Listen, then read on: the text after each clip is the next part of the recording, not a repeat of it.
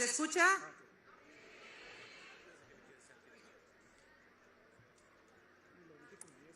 A las autoridades, a los asistentes, a los amigos. La primera pregunta que deberá venir a su cabeza al presentar esta Estrategia Nacional de Lectura es ¿por qué Mocorito, Sinaloa?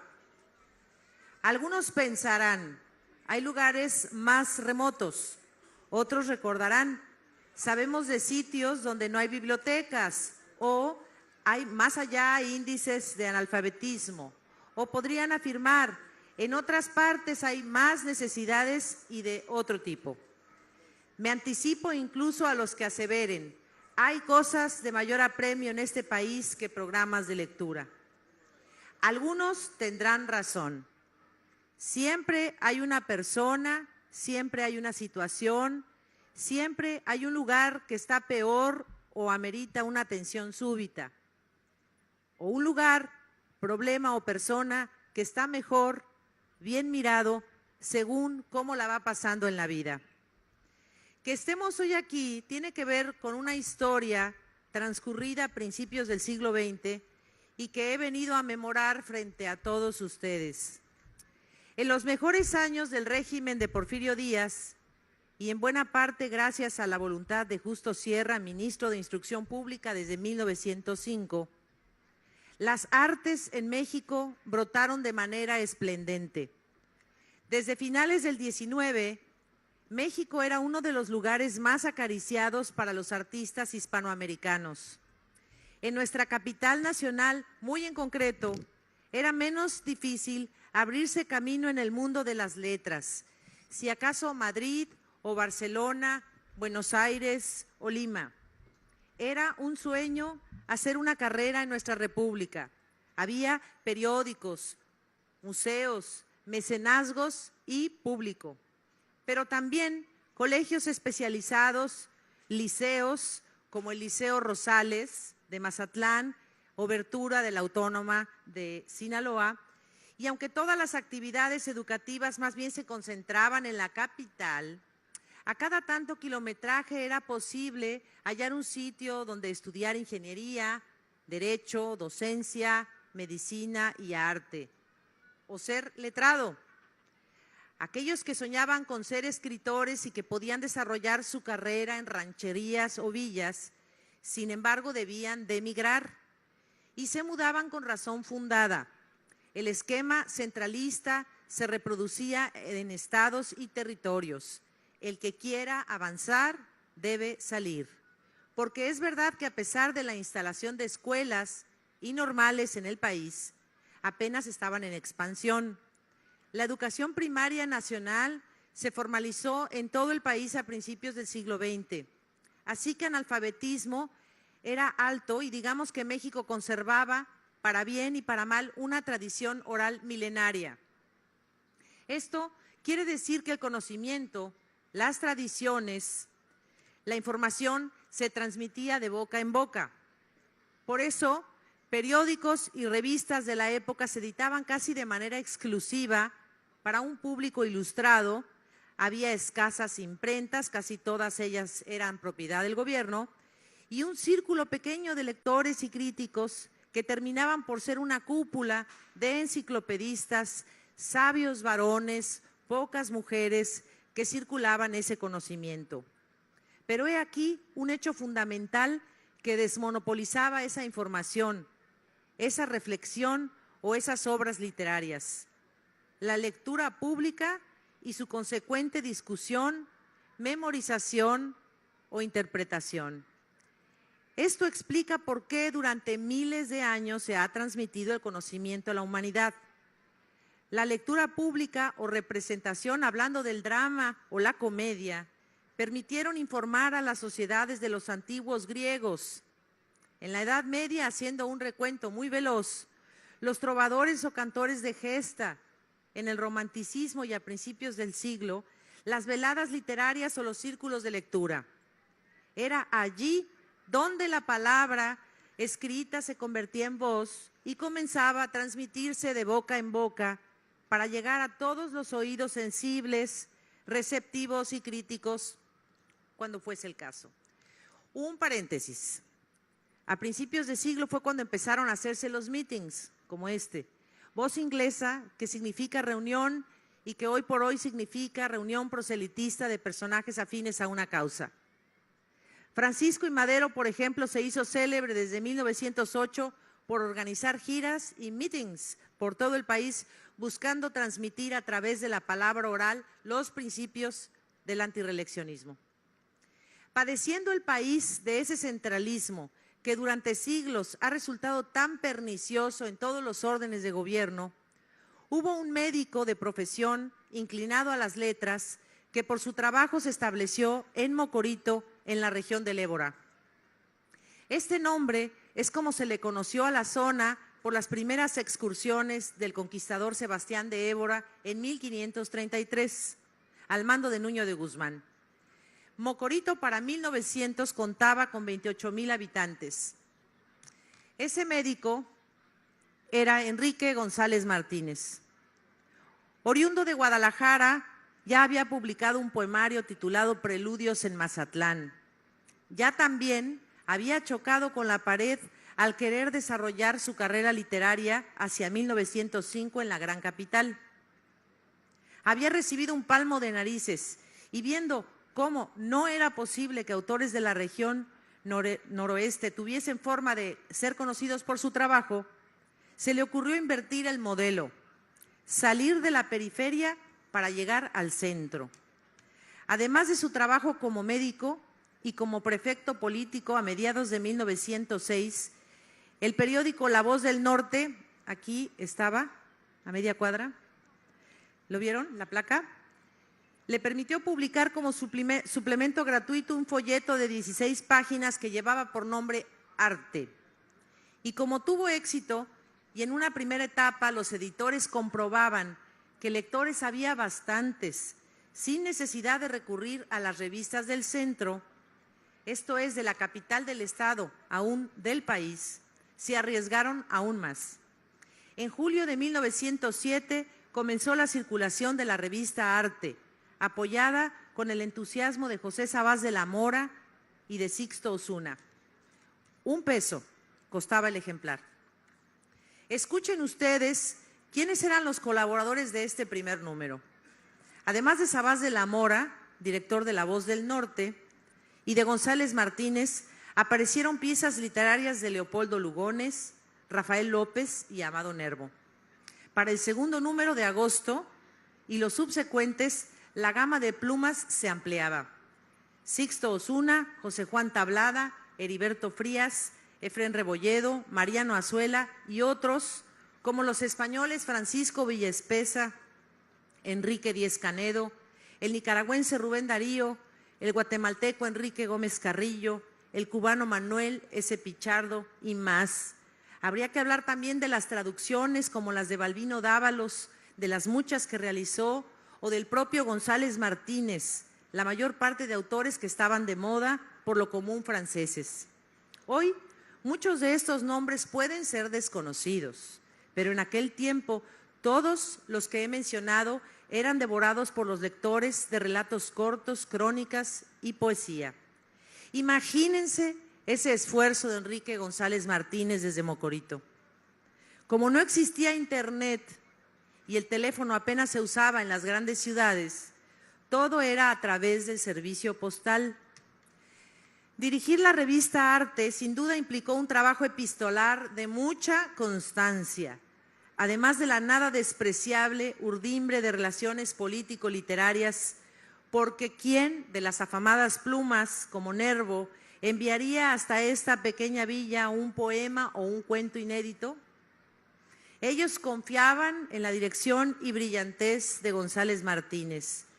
En el epistolario recuperado hay cartas con Miguel Ángel Osorio, Jesús E. Valenzuela y otros escritores y editores de la época. Pero también, es preciso decirlo, esta valiosa revista de Mocorito contaba con la subvención del general Francisco Cañedo, su patrocinador y amigo, y por esta vinculación, cuando falleció el general en 1909, Arte dejó de circular. Obligado por las circunstancias, Enrique González Martínez se estableció finalmente en la capital de la República. Efímero fue el apogeo de la revista y de los entornos que generó, pero duradero en la memoria de muchos sinaloenses que recuerdan con orgullo el trabajo emprendido entonces por estos autores. Las clases del maestro Sabás en la escuela primaria, su periódico, la revista Arte y el papel de Enrique González Martínez lograron que Mocorito dejase de ser un lugar desconocido en la geografía hispanoamericana. De Mocorito para el mundo.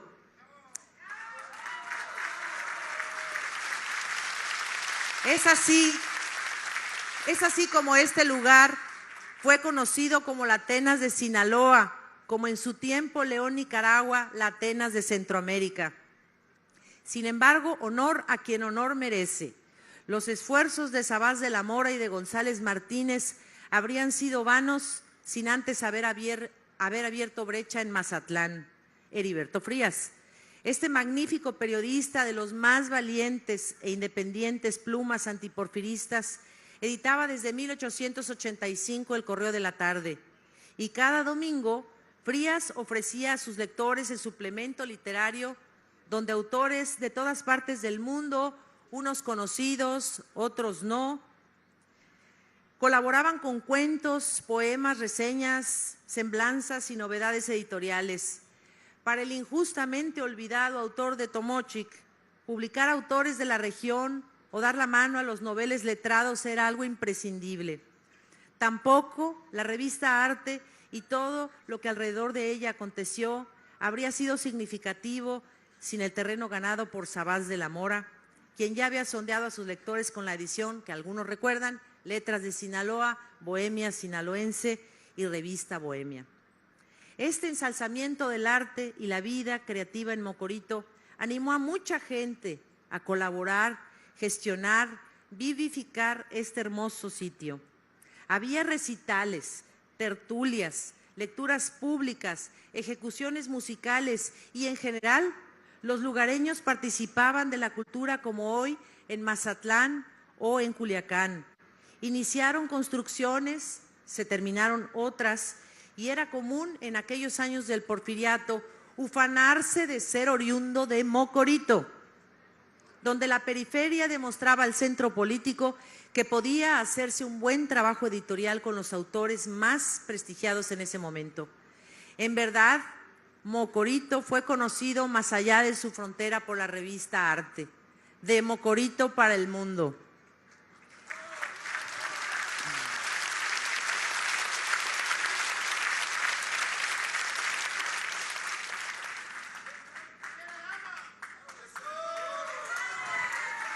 Enrique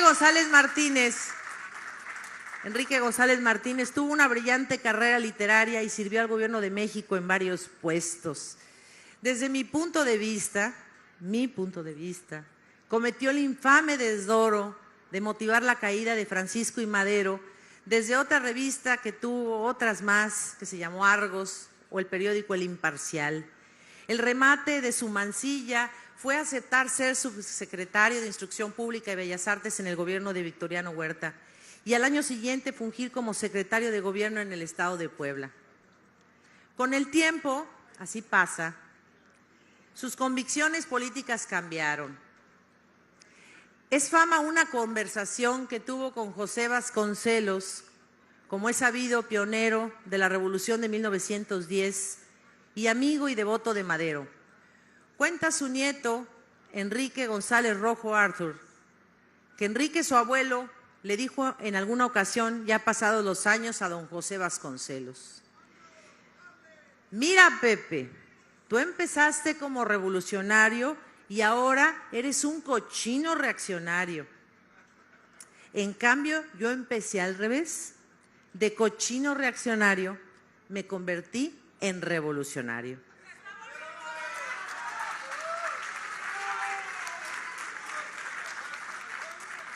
Mocorito, mi Mocorito, es también la tierra de Eustaquio Buelna, abogado, filólogo e historiador que gobernó Sinaloa en el último cuarto del siglo XIX.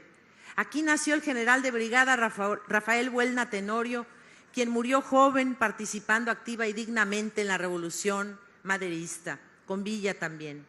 De este lugar también es Agustina de Jesús Ramírez Heredia. ¿Quién la recuerda? Ella parió 13 hijos, y cuando acaeció la intervención francesa en el siglo XIX, cuentan que entregó a 12 para que combatieran defendiendo la República de México. Eustaquio Buelna afirmó de ellas: es la heroína más grande que tiene México. Estos 3 nombres con sus monumentos están recordados en la Plaza de los Tres Grandes aquí en Mocorito. Por esta historia, que ha abreviado mucho, eligió el presidente Andrés Manuel López Obrador a Mocorito como lugar de inicio de la Estrategia Nacional de Lectura, que enseguida se va a detallar.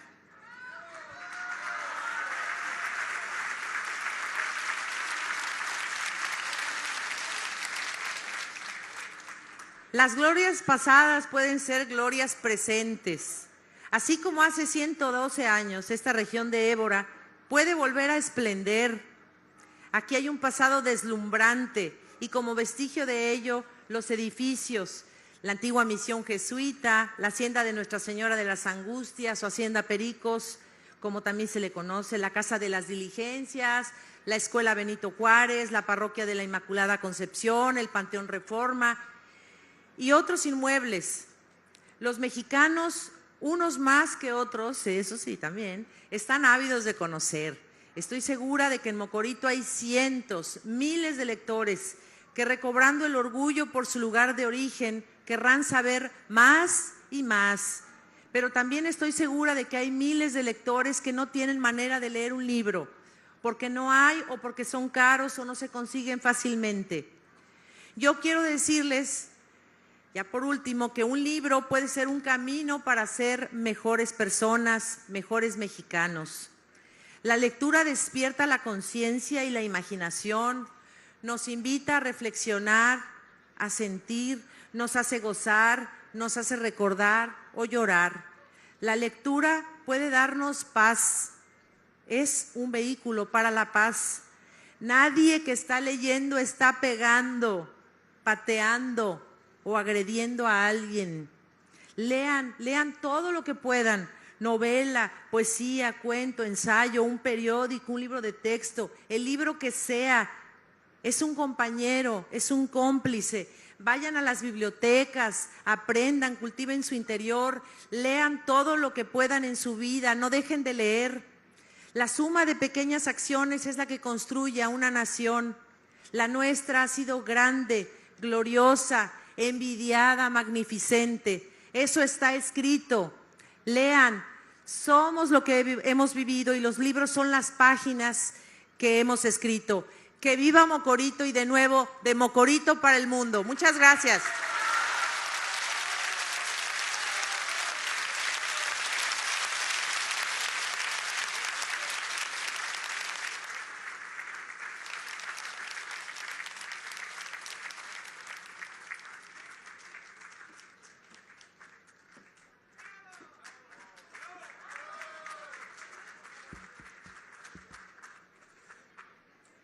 Solicitamos la intervención del Coordinador Nacional de Memoria Histórica y Cultura de México, maestro Eduardo Villegas Mejía.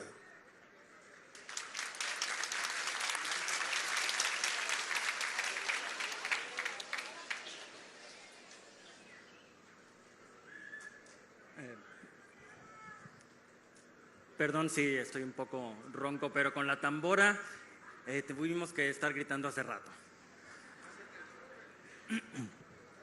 Es un privilegio estar hoy aquí con nuestro presidente Andrés Manuel López Obrador y su esposa Beatriz Gutiérrez Müller, con el gobernador del estado de Sinaloa, Quirino Ordaz Coppel, y con el resto de distinguidas personalidades y autoridades que nos acompañan. Pero es sobre todo un gran orgullo venir con ustedes al pueblo mágico de Mocorito para presentar el modo en que el Gobierno de México atenderá el tema de la lectura, que es un tema fundamental en cualquier sociedad. Estamos aquí para festejar, sí, festejar el anuncio de una estrategia conjunta. Justo por este carácter festivo sería preferible omitir algunos datos vergonzosos que ubican a México en los últimos lugares en hábitos de lectura. Según una estadística muy famosa, nuestro país ocupa el lugar número 107 entre 108 en el índice de lectura de la UNESCO. Por utilizar una imagen que ya no es adecuada ahora, como estudiantes nos mandarían a una esquina de castigo con orejas de burro porque no hemos hecho la tarea. Pero no llegaremos lejos si no comenzamos reconociendo que estamos mal, muy mal, en comparación con otras naciones. Es cierto que ha habido esfuerzos importantes para cambiar esta situación. Las legislaturas han hecho leyes para proteger a los libros y las bibliotecas. Los gobiernos han implementado una gran variedad de programas para fomentar la lectura. Muchísimas personas se han entregado en cuerpo y alma a la enseñanza de las letras e incluso hay empresas que destinan recursos para la promoción de las ventajas de leer. Debemos felicitar esos esfuerzos que se han hecho y que se siguen haciendo. Lo que es claro es que han sido insuficientes. No podemos esperar resultados distintos cuando seguimos haciendo lo mismo. Es por ello que hemos venido a Mocorito, para presentar las líneas de acción de esta Estrategia Nacional de Lectura como un proyecto que se integra en la cuarta transformación de la vida pública del país. Haré entonces una explicación muy breve, porque yo sé que quieren escuchar a nuestro presidente, del sentido general de este ejercicio de articulación del Gobierno de México y después mostraré también muy brevemente en qué consisten los 3 ejes rectores de la Estrategia Nacional de Lectura. Pues bien, quisiera comenzar con una afirmación simple que espero compartan conmigo. Para saber quién soy yo, debo poder recordar lo que he hecho a lo largo de mi vida.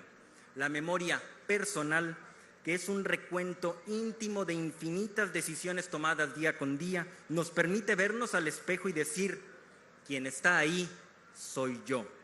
Las fotografías de un viaje, los certificados escolares, las identificaciones oficiales e incluso si escribimos algún diario por las noches, son los objetos que nos ayudan a recordar quiénes somos. La memoria, ya no personal sino colectiva, es más compleja, pero funciona de una manera parecida. También es el producto de las decisiones que tomamos como pueblo y también se materializa en objetos. Por ejemplo, las 3 estatuas que se encuentran a una cuadra de aquí, en la Plaza Cívica, son un recordatorio de 3 grandes personajes que nacieron en Mocorito y sobre los cuales nos han dado hace poco una cátedra. Los nombres de las calles y de los aeropuertos, las conmemoraciones cívicas este año por el centenario de la muerte de Emiliano Zapata, las campanas de una iglesia y hasta la comida que extrañamos durante un viaje son, todos, marcas físicas de la memoria colectiva. Sin embargo, la principal herramienta para saber quiénes somos como pueblo es la escritura. La memoria de México se encuentra en sus archivos, en sus bibliotecas y en sus libros, porque estos archivos, estas bibliotecas y estos libros transmiten lo que nuestros ancestros imaginaban, querían y pensaban. Pero de poco serviría un gobierno que se ocupa de conservar archivos, bibliotecas y libros si al mismo tiempo no dedica todas sus energías a conseguir que la población pueda descifrar sus contenidos, aprender del pasado y criticar sus fallas. De ahí surge el interés del presidente López Obrador por establecer una estrategia nacional que articule y dé coherencia a todas las acciones que el propio gobierno federal lleva a cabo en torno a la lectura. Sin articulación hay derroche de recursos económicos y ningún presupuesto alcanzaría para modificar esas estadísticas que tan mal nos dejan frente al resto de las naciones. Sin articulación, cada dependencia busca cubrir objetivos particulares sin atender al objetivo general, de manera que cada quien ve el árbol, pero nadie ve el bosque.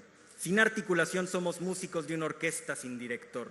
La Estrategia Nacional de Lectura es pues un proyecto que coordina diferentes instancias para que en conjunto lo que se hace desde el gobierno camine en la misma dirección y con las mismas metas. Procedo entonces a mencionar a grandes rasgos los 3 ejes rectores de esta estrategia, que son, primero, quién y cómo lee, Segundo, la disponibilidad de lo que puede leer. Y tercero, el atractivo que se puede sentir por la lectura. El primer eje se suma a los objetivos de la nueva política educativa. Este eje es de carácter formativo y se enfoca en generar en la infancia y en la adolescencia el hábito de la lectura como una práctica placentera y que abre enormes posibilidades de conocimiento. Durante los años de la educación primaria y secundaria es cuando se forja el carácter para toda la vida. En este sentido, el eje formativo de la Estrategia Nacional de Lectura pretende reforzar y mejorar la comprensión de los textos en el ámbito escolar, desde la interpretación de las ideas simples hasta la discusión y crítica de las ideas complejas. En este eje están involucradas, por supuesto, diversas dependencias de la Secretaría de Educación Pública, así como el organismo que rige las bibliotecas del país, cuyo titular, Marx Arriaga Navarro, nos acompaña en este acto. El segundo eje es de carácter sociocultural. Significa que la lectura trasciende los muros del aula escolar y de la edad infantil. De ahí la importancia de atender el objeto por excelencia del acto lector, el libro. Esto es, que las obras se encuentren a la mano, a costos asequibles y que su recinto, la biblioteca, no sea asociado con el aburrimiento. Como política social, la lectura es un hecho que impacta positivamente la calidad de vida individual, pero además modifica de raíz la madurez de un pueblo. A principios de este siglo ustedes recordarán a un presidente de México, cuyo nombre sería mejor olvidar, quien decía con cinismo que era preferible la ignorancia porque la ignorancia es felicidad. Pero esa idea no solo es falsa, sino tramposa, porque esconde en la piel de oveja de una presunta inocencia carente de malicia al verdadero lobo de la manipulación de las masas. La lectura contribuye a ejercitar y ampliar nuestro criterio. En este segundo eje participan el Fondo de Cultura Económica que dirige Paco Taibo y diversas dependencias de la Secretaría de Cultura, como los programas de Alas y Raíces y Misiones Culturales, entre otros. El tercer eje de la Estrategia Nacional de Lectura es de carácter comunicativo. Es innegable en nuestro tiempo el influjo de los medios de comunicación y de las redes sociales en las tendencias y comportamientos. La campaña en medios de promoción de lectura que lanzará el Gobierno de México buscará posicionar que el acto de lectura es una habilidad extraordinaria, puesto que permite entender, sentir y pensar mucho más allá de lo inmediato. Por otra parte, se trata de mostrar que la Estrategia Nacional de Lectura es un proyecto de consolidación de una ciudadanía que será capaz de tomar sus propias decisiones. En este caso, la dependencia que está elaborando la campaña es la Coordinación de Comunicación Social que dirige Jesús Ramírez Cuevas, también aquí con nosotros. Pues bien, estos tres ejes rectores, el formativo, el sociocultural y el de comunicación, son la punta de lanza de una voluntad por transformar a fondo la situación de la lectura en el país. Una voluntad que viene desde el propio presidente de la República y que comparte todo el equipo que lo acompañamos. Sin embargo, es necesario reconocer que esta voluntad no basta. Hace falta sumar otras voluntades, incluso dentro del gobierno federal mismo, para lograr un verdadero cambio. El reto es enorme, pero estamos convencidos de que muy pronto se unirán a esta estrategia otras instituciones, personas y grupos de la sociedad civil que también desean ver un México donde la lectura sea una actividad común y cotidiana. Un México en el que no solo las bibliotecas estén llenas, sino con parques, cafés y salas de espera donde la gente lleve un libro en la mano. En fin, un México reflexivo, inteligente y crítico hacia su pasado, su presente y su futuro. Solo me resta agradecer su presencia en este significativo día. Pasarán los años, pero las generaciones recordarán que en Mocorito, Sinaloa, el 27 de enero de 2019, se hizo el anuncio oficial de la Estrategia Nacional de Lectura. Muchas gracias.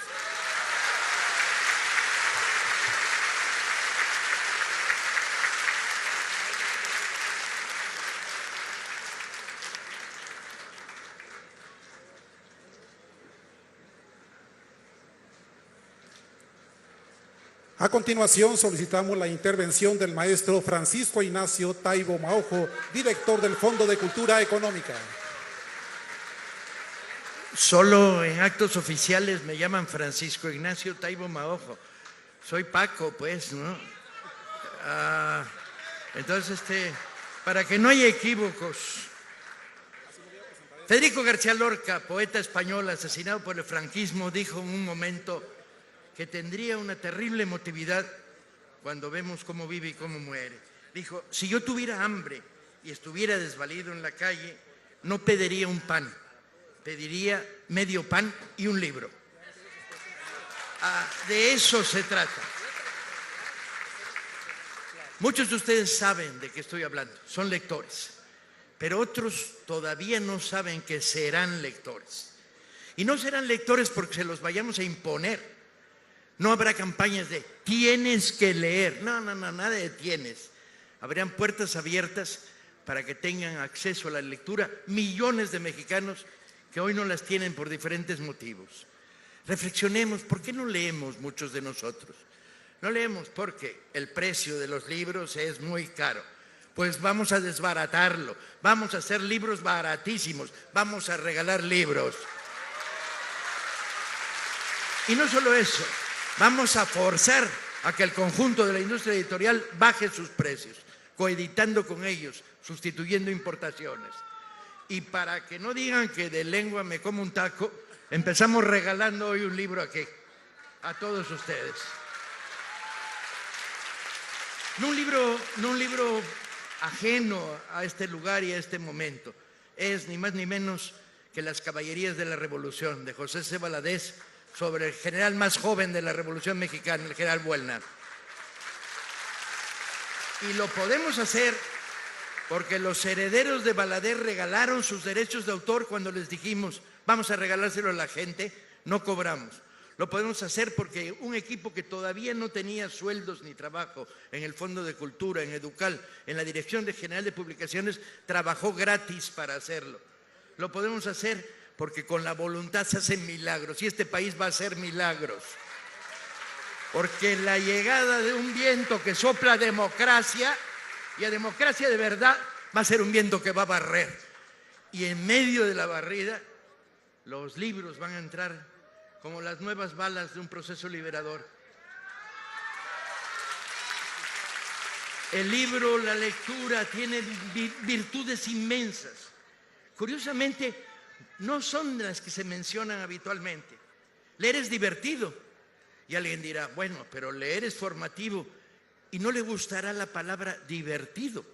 Pues, ¿cuál es el pecado, hombre? ¿Cuál es el pecado, compañera? Leer es divertido. Leer es subversivo, porque nos permite imaginar mundos que no tenemos en la mano, nos permite construir utopías. Sí, leer nos permite ver lo imposible, imaginarlo, nos permite reconocer lo que nunca hemos tenido en las manos, pero lo tenemos en la cabeza gracias a la lectura. Leer causa placer, adicción, sueños, desvaríos, emociones fuertes. Nos lleva a viajar, a tener aventuras, a vivir otras vidas, a vivir otros mundos, a vivir otras culturas. Nos hace ciudadanos del mundo. Nos ofrece la posibilidad de aprender de otras experiencias, conocer horizontes, saber cómo viven en otros países. La lectura hace salir a cada uno de nosotros de los pequeños mundos en el que vivimos para entrar en un mundo más grande que compartimos con otros. La lectura es solidaridad, la lectura es descubrimiento, la lectura es humanidad. Un pueblo que lee es un pueblo constructor de utopías y tenemos que levantar nuestras nuevas utopías. Constructor de pensamiento crítico. La lectura socializa, nos permite entender las razones que nos constituyen. Aprendemos a creer en lo imposible, a desconfiar de lo evidente, ¿sí? Y a cumplir con nuestras obligaciones como ciudadanos. Los nuevos vientos de fronda que soplan en este país no solo exigen presidentes honestos, que afortunadamente los tenemos, sino exige ciudadanos.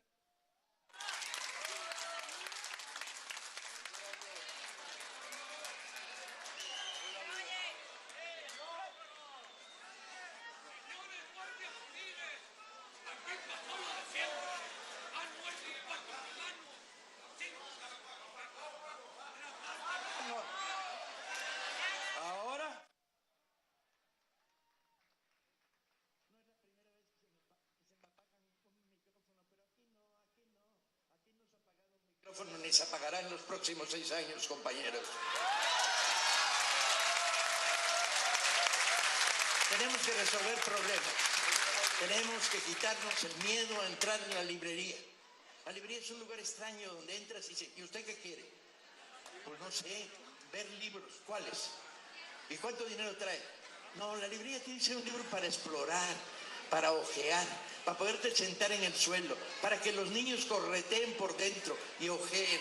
No pasa nada. Los libros no se mueren de tristeza si los ojeas, se ponen muy contentos. Tenemos que romper el miedo cultural. La educación media está creando vacunas contra la lectura. Tienes que leer 7 libros esta semana, tienes que hacer resúmenes y se producen lecturas de fotocopia, de un capítulo, libros mal leídos y sobre todo la sensación, que esa la tenemos que desterrar, de leer es aburrido. No, compañeros, la educación formal tiene que impulsar un proceso muy potente de lectura y conocimiento y comprensión de la lectura, pero la educación informal tiene que levantar el placer de leer. Y tenemos que poder leer a Robin Hood y decir, ese cuate sí me cae bien, porque andaba por los bosques robándole a los ricos para dárselo a los pobres. Y yo quiero los 3 mosqueteros porque dijeron, todos para uno y uno para todos. Y ese es un lema que éticamente vuelve a nuestros días. Tenemos que aprender a descubrir el placer de la lectura y sobre todo tenemos que fomentar una serie de cosas. El proyecto nacional plantea no solo la disminución del costo de los libros, sino los cambios en la escuela, creando un paralelo de placer por la lectura y clubes de lectura en las escuelas. Si el maestro no lee, difícilmente va a transmitir el placer de la novela, de la lectura a sus jóvenes alumnos. La motivación por el encanto. Los maestros deben ser como guías que digan, no te puedes perder esto, sin miedo, sin censura, ¿sí?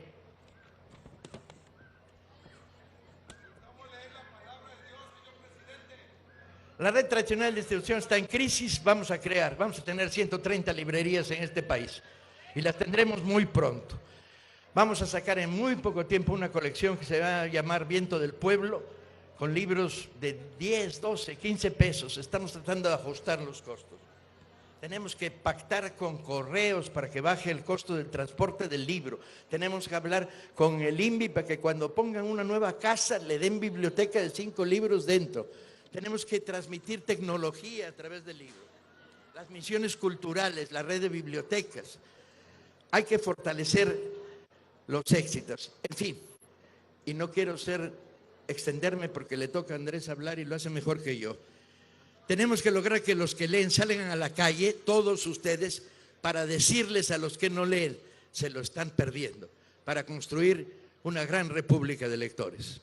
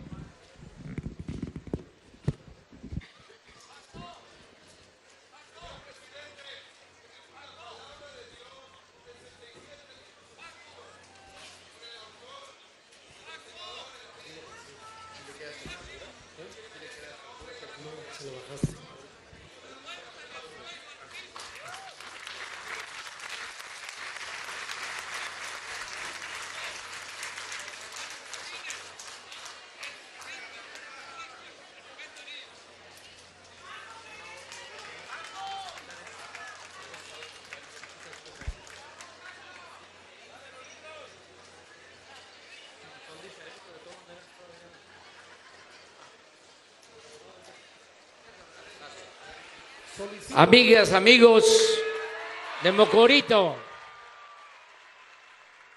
y de comunidades, ejidos, pueblos, municipios de esta región de Sinaloa. Estamos aquí para iniciar este programa de fomento a la lectura.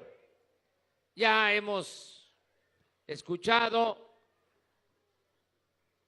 lo importante que es impulsar la lectura, el fomentar la lectura y hacerlo aquí en Mocorito significa recordar una historia de gloria, de esplendor, por lo cultural de Mocorito, que como aquí se dijo y se conoce, fue la Atenas de Sinaloa y del norte del país, por la revista Arte y esa gran aportación a la cultura, al arte, a la literatura que surge desde Mocorito.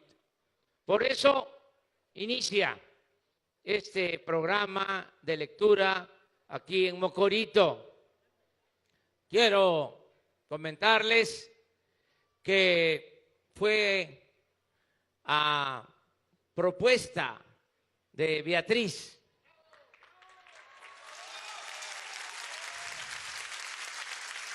porque ella es investigadora, literata, y estudiando sobre la cultura, sobre el arte, encontró esto que ha expresado, que a pesar del centralismo que representaba el régimen porfirista en todos los órdenes, en lo político era Porfirio Díaz y los hombres fuertes en cada estado, que podían tardar gobernando un estado 15, 20, 30 años, hasta que se morían, eran gobernadores. Y todos bajo el mando de Porfirio Díaz. Los poderes constitucionales en realidad no existían, porque el poder de los poderes era Porfirio. Desde entonces se fue creando la práctica, la simulación de que la Constitución se respetaba en el fondo para violarse todos los días en la forma. Entonces, así era también, como lo explicó Beatriz, Eduardo, como lo sabe muy bien Paco, así era la vida cultural centralizada. Imagínense que de repente surge una revista en ese contexto, en esa circunstancia, en Mocorito, de las mejores revistas de México. Beatriz llega a esto porque se dio otro caso, no tan fuerte, considero yo, a lo mejor eso va a ser motivo de discusión y de debate en la casa, pero considero que lo de Mocorito fue mucho más importante que lo que pasó casi al mismo tiempo en Tepic, Nayarit, con una revista también de literatura que se llamó Tepic Literario, que era dirigida por Solón Argüello, un literato revolucionario nicaragüense. Beatriz, estudiando a este revolucionario nicaragüense, Solón Argüello, y la revista Tepic Literario, encontró lo de Mocorito y se metió a la investigación. Y por eso, ahora que iniciamos este programa, se decidió empezar aquí, en Mocorito, también como un homenaje a quienes hicieron posible este desarrollo cultural en una época muy difícil. Bueno, por eso estamos aquí. Es muy importante decir que nuestra política tiene dos propósitos en lo general: buscar el bienestar material y buscar también al mismo tiempo el bienestar del alma.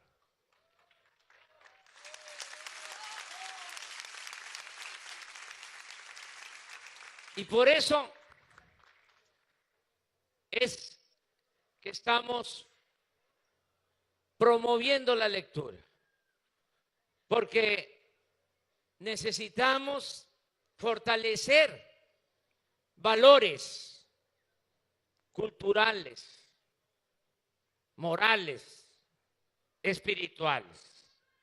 No solo de pan vive el hombre. Sí. Entonces, son las dos cosas.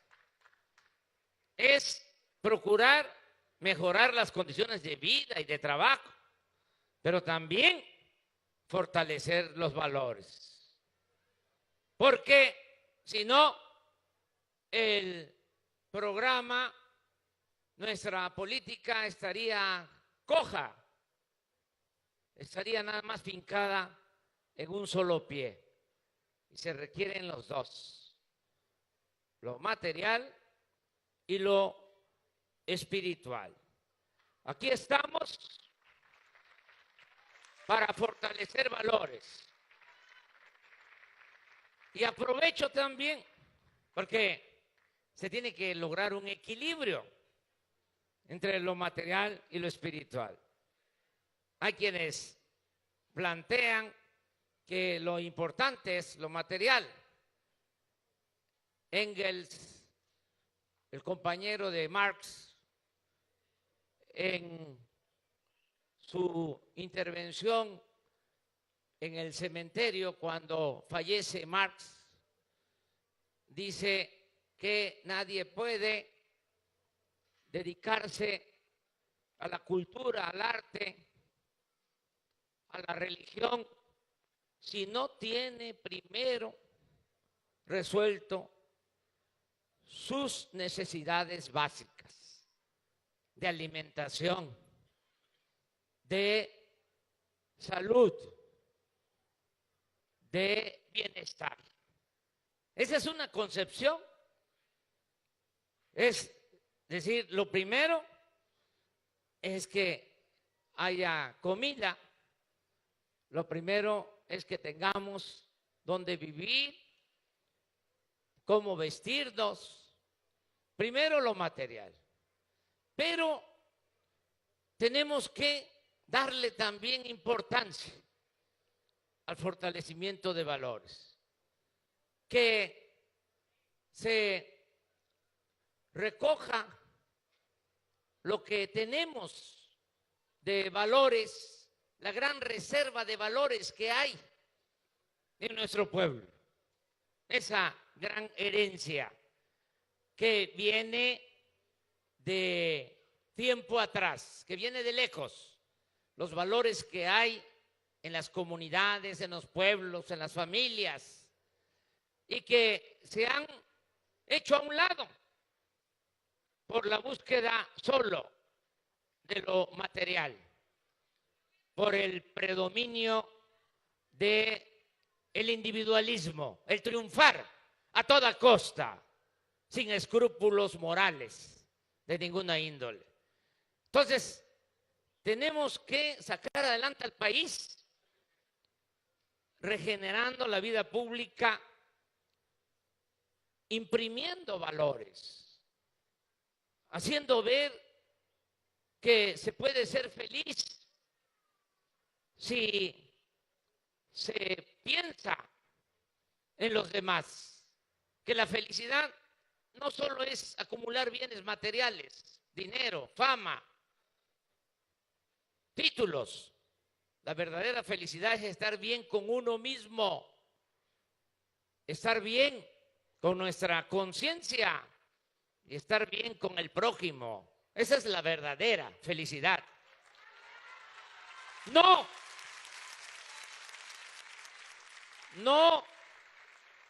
el lujo barato, la ropa de marca, las alhajas, la troca. Eso es efímero. Por eso es muy importante el fortalecimiento de los valores. Acabamos también de editar una cartilla moral que se va a distribuir, que escribió Alfonso Reyes, para que se fortalezcan los valores que ya existen en nuestras familias, en nuestra sociedad. Hacerle ver a todos, de manera especial a los jóvenes, que solo siendo buenos podemos ser felices y que se puede salir adelante, porque ahora, por decisión del pueblo, va a haber un gobierno que va a dar oportunidades a todos para que nadie se vea obligado a obtener ingresos, dinero, con actividades ilícitas.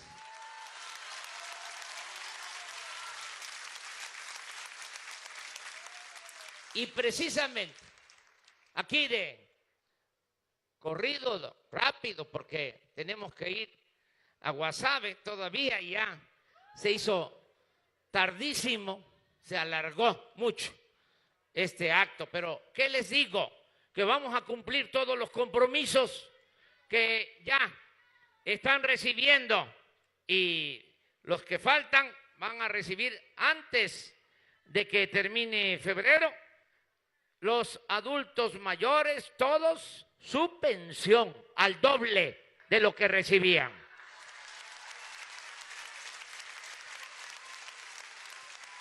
Nos está llevando un poco de tiempo porque ya no queremos que los apoyos se entreguen con intermediarios. Va a ser directo, con una tarjeta para el banco, para que el adulto mayor vaya y saque su dinero. Ya, va a ser así, nada de entregar el dinero con intermediarios o en efectivo, nada de que yo soy del movimiento independiente Francisco I. Madero o de la Antorcha Mundial, dame a mí el dinero, yo lo voy a entregar. No, primo hermano, ya eso se acabó. Va a ser directo. También les digo, es para todos los adultos mayores. Ya los maestros, pensionados, jubilados, los trabajadores que tienen pensión en el ISSSTE, en el seguro, que no recibían nada, ahora van a tener ya también su pensión. Son 2.550 pesos cada 2 meses que van a estar recibiendo. Todos.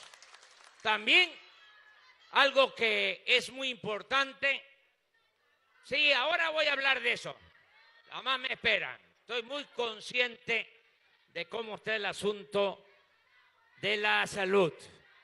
Miren, todos los que tienen discapacidad, personas con discapacidad, niñas y niños, todos también, su pensión, 2.550 pesos cada 2 meses. Por eso se está haciendo un censo, casa por casa, que aprovecho para pedirle a los responsables de ir a visitar las casas, que le apuren para que se pueda tener ya identificada a toda la gente que va a recibir los beneficios. Vamos a apoyar a todos los más necesitados. vamos a atender a todos, vamos a escuchar a todos, vamos a respetar a todos, pero le vamos a dar preferencia a la gente humilde. Por el bien de todos, primero los pobres.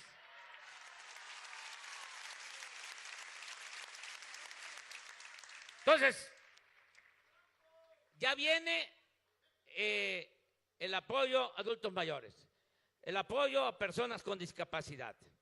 Todos los jóvenes de Mocorito, todos, y de los municipios de Sinaloa y del país, todos los jóvenes que estén desempleados, ya les puedo decir que van a tener trabajo, los vamos a contratar como aprendices. Se los explico de manera breve. Es cosa de que si hay un maestro, herrero, carpintero, mecánico, electricista, o el que tiene una tienda, pequeño negocio, si conoce a jóvenes de 18 a 29 años que no tengan trabajo, que sean de su familia o que sean conocidos, que anden sin trabajo, que los jalen y que ellos sean sus maestros, van a ser sus tutores y nos va a notificar ese tutor que tiene 1, 2, 3, 4, 5, 10 jóvenes que están ya aprendiendo un oficio con él y nosotros le vamos a bajar el dinero para que esos jóvenes cobren 3,600 pesos mensuales, mientras se van capacitando, se van formando para el trabajo. ¿Sí está claro esto? ¿Por qué no se da directo al joven? Porque lo que queremos es que aprenda, queremos que tenga tutor, que tenga como referente a un maestro, porque no solo es que le va a enseñar el oficio, sino lo va a ir orientando para que tome el camino de la dignidad, de los principios, que no caiga en tentaciones. Para eso es que queremos estos tutores. Pero si hay 3,000 jóvenes en Mocorito que no tienen trabajo, hay trabajo para los 3,000. ¿Saben cuánto se autorizó para el programa de adulto mayor por los legisladores que están aquí, que les agradezco, legisladores federales, senadores que están apoyando? Nada más para adultos mayores, 100,000 millones de pesos. Para discapacitados, 12,000 millones de pesos. Para los jóvenes, 44,000 millones de pesos. No hay límite para los jóvenes. No hay límite. El propósito es que todos los jóvenes tengan garantizado el derecho al estudio y el derecho al trabajo. Porque es 1000 veces mejor tener a los jóvenes estudiando, trabajando, que tenerlos en la calle. Entonces, ya está eso autorizado. Ya están también las becas para los que estudian primaria, secundaria, 1,600 pesos cada 2 meses. Todos los que estudian preparatoria, aquí en Mocorito, ya sea que estén en el colegio de bachilleres, escuela técnica, todos 1,600 pesos cada 2 meses. Todos los estudiantes de nivel medio superior. Y los que estudian en la universidad, en el nivel superior, de familias de escasos recursos económicos, becas, 2,400 pesos mensuales. Para los productores del campo, 2 programas. Uno, se les va a entregar un dinero de manera directa con una tarjeta a su cuenta, sea ejidatario o pequeño propietario. Sobre todo a los que tienen menos hectáreas. Vamos a empezar con ellos. No es que así va a ser siempre.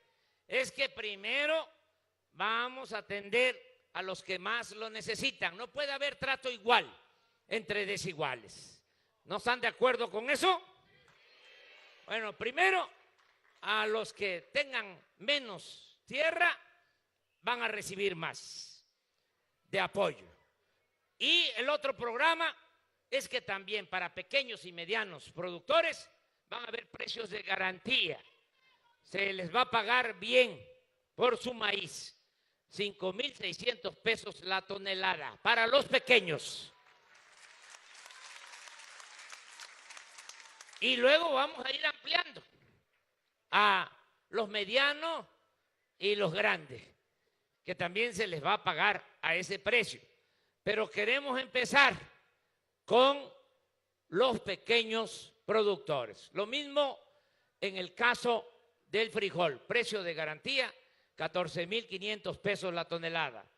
Precio de garantía para el arroz, precio de garantía para el trigo y para la leche. Ahí vamos a empezar. El propósito es impulsar la actividad productiva del campo para ser autosuficientes, porque no es posible que estamos comprando maíz, frijol, carne de res, leche. Ayer que estuvimos en Mazatlán, yo pensaba que éramos autosuficientes en atún, porque se ha impulsado mucho la captura del atún en Mazatlán, pero me dijo el principal empresario del atún que no somos autosuficientes. Tenemos que comprar todavía atún del extranjero. Y compramos las gasolinas y compramos la mayor parte de lo que consumimos. Fue un fracaso esta política llamada neoliberal. Ahora no va a ser así. Ahora vamos a impulsar el mercado interno. Vamos a producir en México lo que consumimos. Va a haber otro programa, ya termino porque se me está pasando el tiempo. Va a haber otro programa que se va a llamar, ya se llama, Tandas para el Bienestar. Todo el que tenga un pequeño negocio, que necesite un crédito para comprar mercancía, para comprar su herramienta, su equipo, va a recibir ese crédito.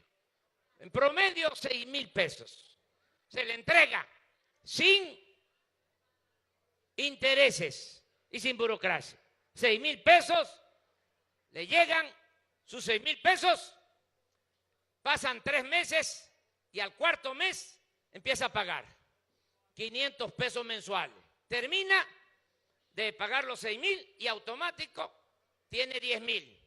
Termina de pagar los 10,000 y 15,000. Termina de pagar los 15,000 y 20,000.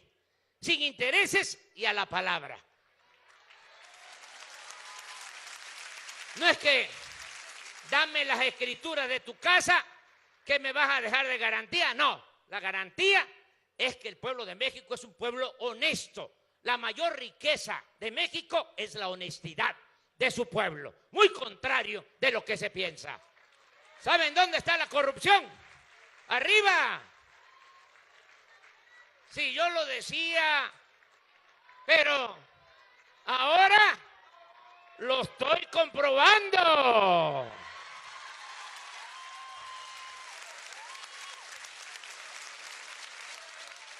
Y vamos a acabar con la corrupción y con la impunidad. Cero corrupción, cero impunidad. Se acaba la robadera. Arriba. No va a haber guachicol, ni arriba ni abajo. Se acaba la corrupción. Y todo lo que ahorremos va a ser para el pueblo. Va a ser para beneficio del pueblo. Y así vamos a lograr el renacimiento de México. Y tengan confianza. Yo no voy a traicionarles. No les voy a fallar. Tengo principios. Tengo ideales. Vamos a llevar a cabo entre todos la cuarta transformación de la vida pública de México. ¡Me canso ganso! ¡Que viva Mocorito! ¡Que viva Sinaloa! ¡Viva México! ¡Viva México! ¡Viva México! Solicito al público presente ponerse de pie por motivo de entonar nuestro himno nacional mexicano.